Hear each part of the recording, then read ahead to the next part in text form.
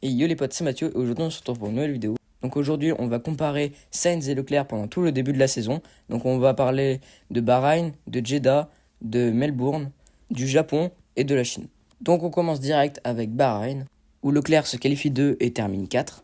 À relativiser puisqu'il a eu des problèmes de frein pendant la course qui l'ont bien handicapé.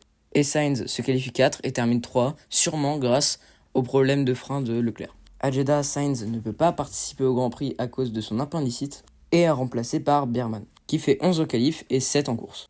Ce qui est plutôt pas mal pour un rookie dans l'une des plus grandes écuries du plateau. Pendant ce temps-là, Leclerc se qualifie 2e et termine 3e à la course. En Australie, juste après son appendicite, Sainz se qualifie 2e et Leclerc 5. Mais l'abandon de Verstappen en course permet à Sainz d'aller chercher son premier succès de la saison, devant Leclerc, ce qui fait un beau doublé Ferrari.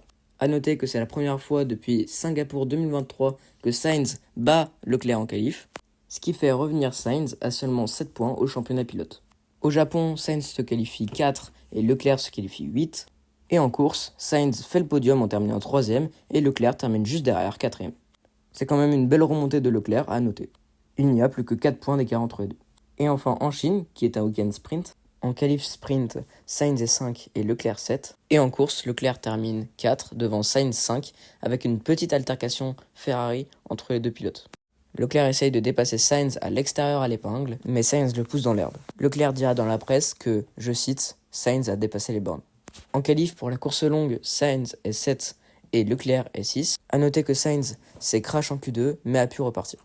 Et en course, Leclerc termine 4e et Sainz 5e. C'est le premier Grand Prix où Ferrari n'est pas sur le podium. En voyant ça, on peut dire que malgré qu'il ne soit pas devant Leclerc au championnat, Sainz bat Leclerc très fréquemment. Mais cela peut s'expliquer car la Ferrari de 2024 n'est pas au goût de Charles Leclerc. Là où Leclerc veut des voitures survireuses, Sainz lui préfère plutôt des voitures sous-vireuses. Et la Ferrari de 2024 est une voiture plutôt sous-vireuse.